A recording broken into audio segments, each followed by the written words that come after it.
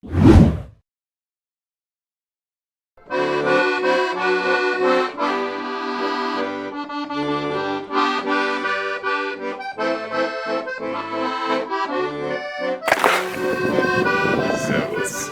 Ich glaube, ich bin fast umgefallen. Wir sind wieder auf dem Slowenien Mountain Trail. Der Slowenien Mountain Trail ist ein Fernwanderweg, der im Nordosten Sloweniens beginnt, in Maribor, und auf einer Strecke von ca. 600 Kilometer einmal quer durch die Berge bis nach Ankaran ans Meer verläuft. 2017 sind wir zusammen die erste Etappe gelaufen, damals nur bis Tržič. Letztes Jahr sind wir die zweite Etappe davon gewandert. Dieses Jahr, 2022, werden wir die dritte Etappe angehen. Wir starten genau da, wo wir das letzte Mal aufgehört haben, am Vršič-Pass, und werden gut 140 Kilometer nach Idrija laufen. Mit dabei sind wieder Dani und Corby, wie die letzten Male auch schon. Schmückt ihn mit Federn. Ach ja, und ich bin übrigens das erste Mal seit 6 Jahren wieder mit schwerem Gepäck unterwegs und nicht mit meiner Ultraleichtausrüstung wie die letzten Jahre. Einfach um ein paar Sachen auszutesten.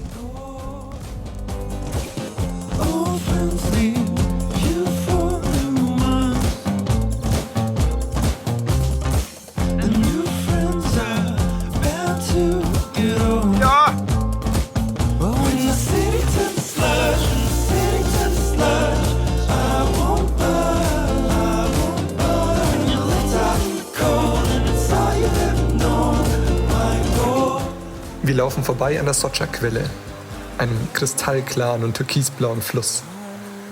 Die Soča ist eine herausfordernde Wildwasserstrecke für Paddler, aber auch für Wanderer.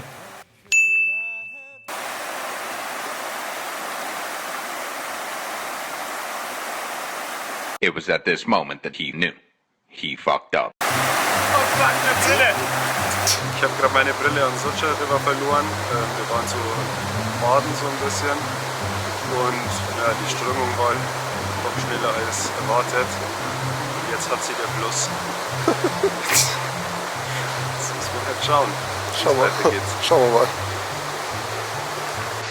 Wir mussten ein kleines bisschen ändern. Corby kann ohne Brille nicht weiterlaufen. Deswegen stellen wir uns jetzt noch auf die Straße und versuchen den Hitch zurück zum Bus zu bekommen und fahren dann morgen nach Jesenice, kaufen da Kontaktlinsen und fahren dann wieder hierher.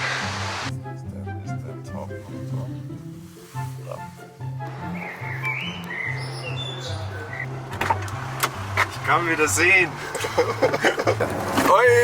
Hey, das war ein Red Flag. Das ist ein Red Flag. Und weiter geht's.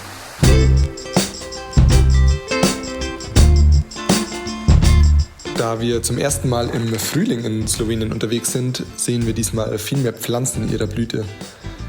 Wir sind nach wie vor im Triglav Nationalpark unterwegs, dem einzigen Nationalpark in Slowenien. Steile Anstiege, viele Berge, aber dafür auch wahnsinnig schöne Ausblicke.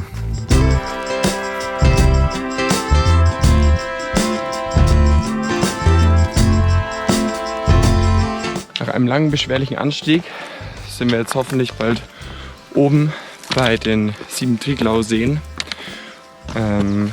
Und davon werdet ihr jetzt hoffentlich genau jetzt ein paar geile Drohnen-Shots sehen.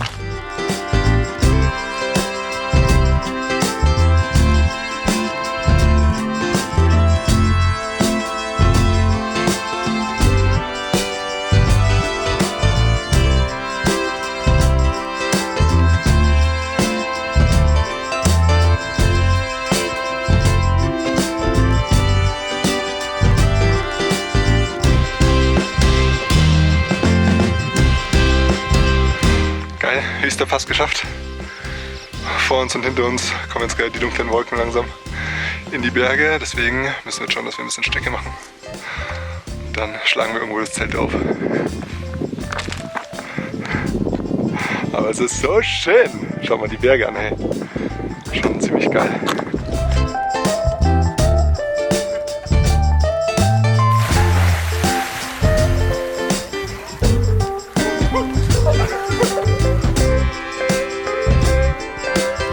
Gestern lief eigentlich ganz gut, 1400 Höhenmeter gemacht und die Übernachtung war auch ganz okay. Alex hat sein Tarp das erste Mal ausprobiert Und heute geht es weiter mit dem straffen Programm. Bis jetzt ist noch Genusswandern. Später kommen noch ein paar kleine Anstiege. Komm, Alexander, häng dich ein!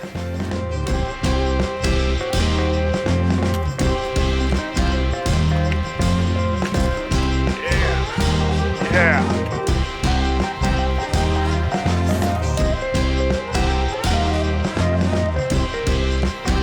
Wahnsinn, mega!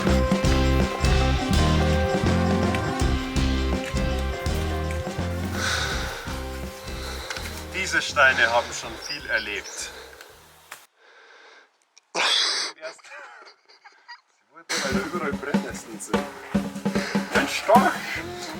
Der Slowenien Mountain Trail verläuft nicht besonders geradlinig. Bei den Baracken aus dem Ersten Weltkrieg hätten wir einen kleinen Hügel nach oben gehen können und uns gut 20 Kilometer Umweg gespart. Stattdessen gehen wir noch höher in die Berge und machen uns auf Richtung Kirn, dem höchsten Berg unserer diesjährigen Etappe.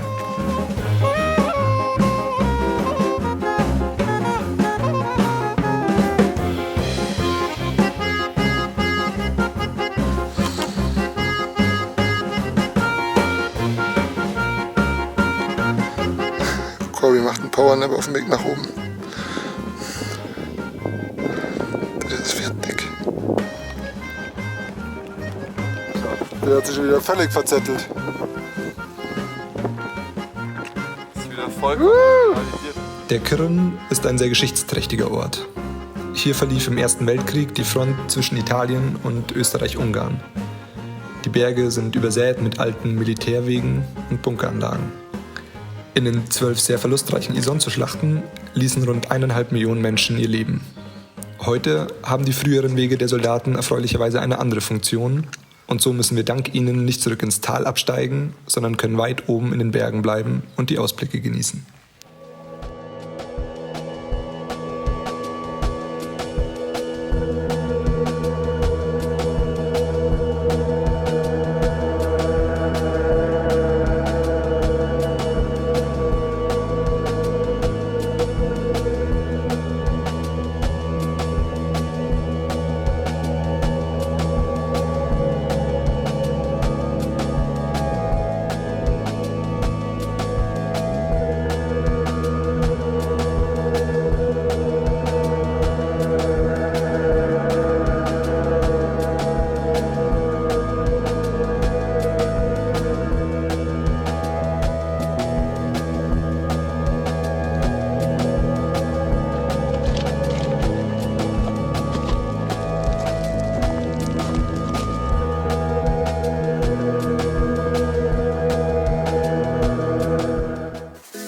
When I'm on my way home, no woman, no crying,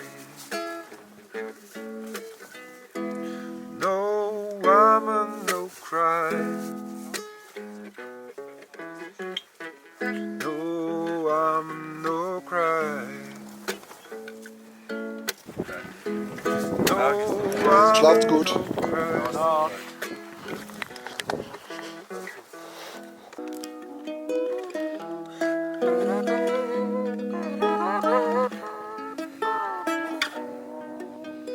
Sei wer du bist,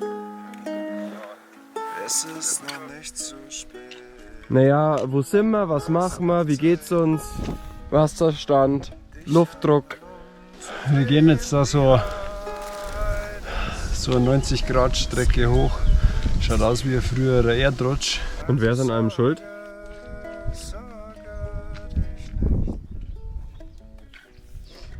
Kämpft aber auch ganz schön.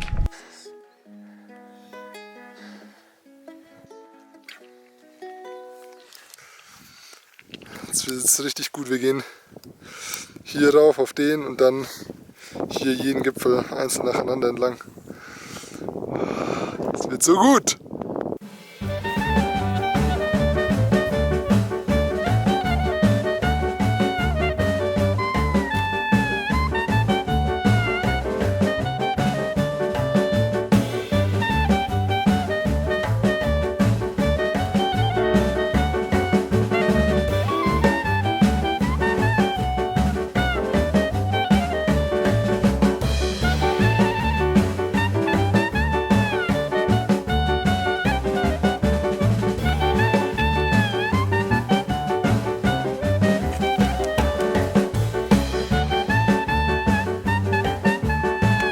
Mann, ey, das sind schon ganz schön viele Höhenmeter. Wir sind alle ein bisschen am struggeln. Aber schaut euch das mal an, hey. Ich verliebe mich krass in Slowenien. Slowenien ist so schön.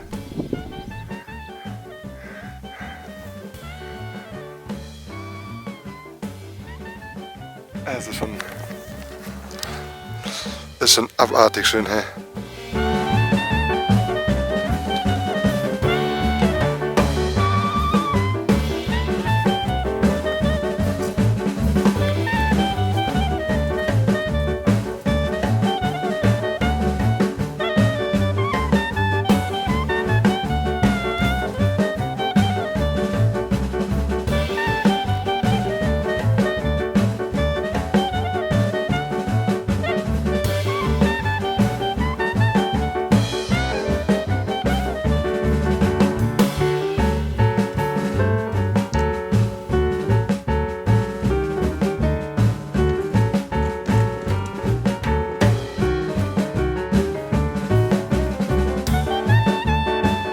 Also ich kann mich an die letzten 3 Stunden ehrlich gesagt nicht mehr wirklich erinnern.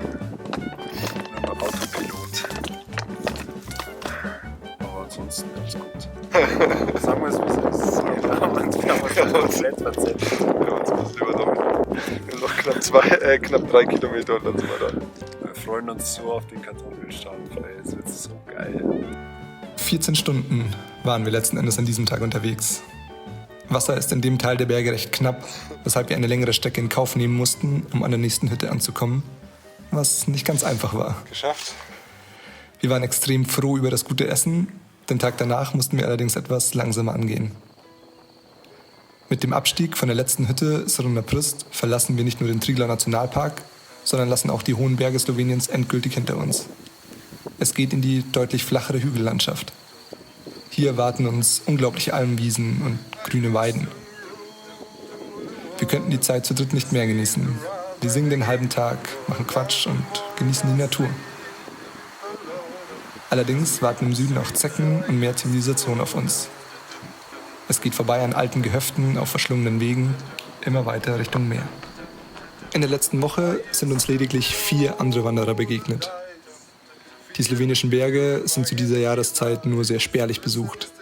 Die meisten Hütten öffnen ihre Türen erst Anfang Juli, die Winterräume stehen aber jederzeit offen. Trotz der flacher werdenden Landschaft machen wir auch auf den letzten Etappen noch gut 1300 Höhenmeter täglich hoch und runter. Das Wetter bleibt beständig gut, aber windig. Auch wenn wir 3 uns nur selten sehen, bin ich wahnsinnig froh, mit den beiden solche Touren unternehmen zu können.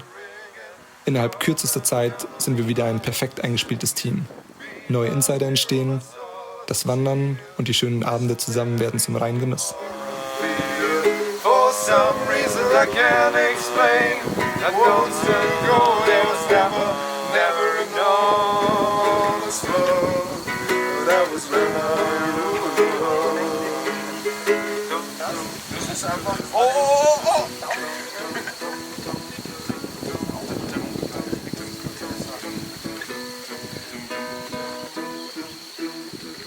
Was a wicked wild wind.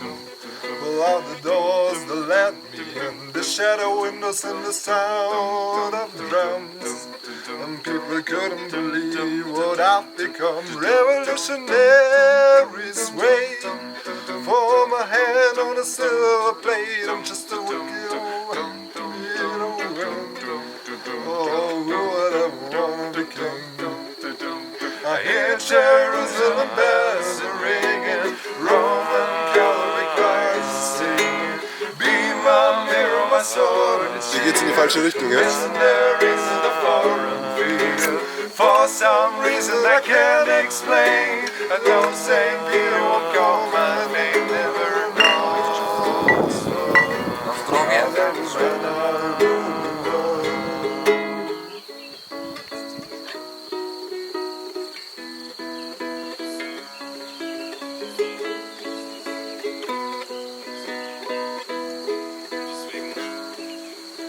I hear Jerusalem bells ringing, Roman cavalry choirs singing.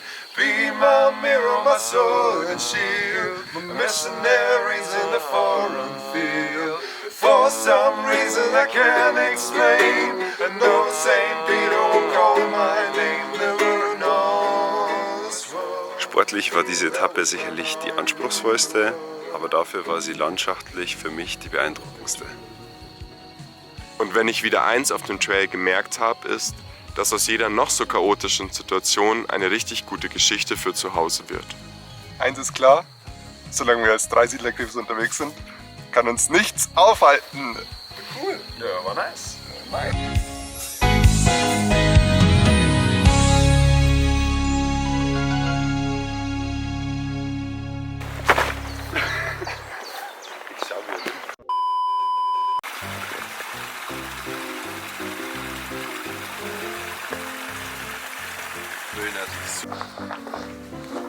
Also hier wäre das Schlafzimmer und dann hier, wir kommen ins Kinderzimmer.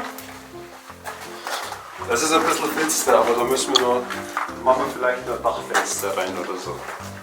Und dann kommt es mit in die Küche. Jawohl, Lübbe. Jawohl. Jawohl. Ich kann nicht glauben, dass es... Danke. Du hast mir mein Leben gerettet. Ich hab's geschafft. Geil, Alter. Hier holt sich die Natur wieder zurück, was ihr gehört.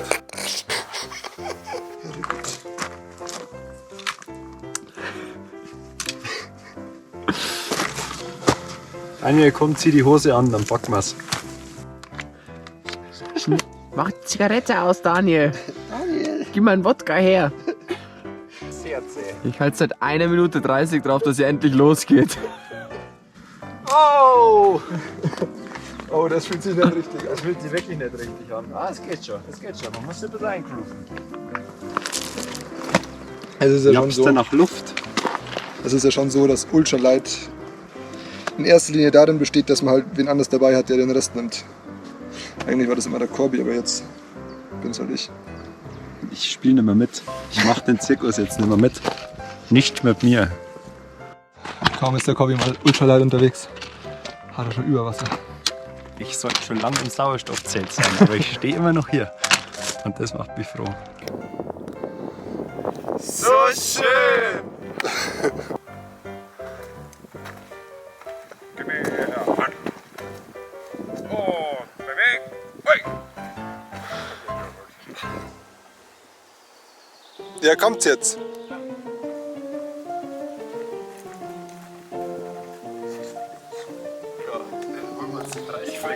Ja, Alter, das wird der Wahnsinn. Ich fühle mich wirklich so, als wäre das Bier und das Leo wird so ein bisschen zu viel gewesen. Ja, jetzt komm, auf geht's. Wir müssen da jetzt weiter. Das neue Leo von Milka. Mann, ist das eine Wurst. Ja, und wie schmeckt's jetzt? Ja, also wie geht das?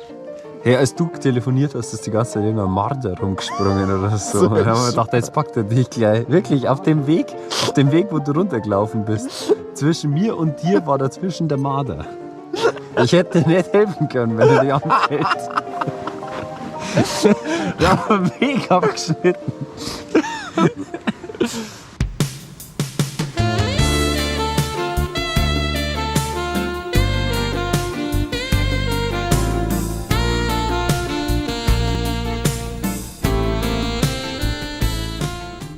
Filmst du mich denn jetzt mal? Völlig gestanden über. Das ist der Alex. Das ist der Daniel. Und ich. Und zusammen sind wir die Dreisiedlerkrebse. Subscribe here. Push the Abo bell here und Like for Like. Euer Wanderbursche.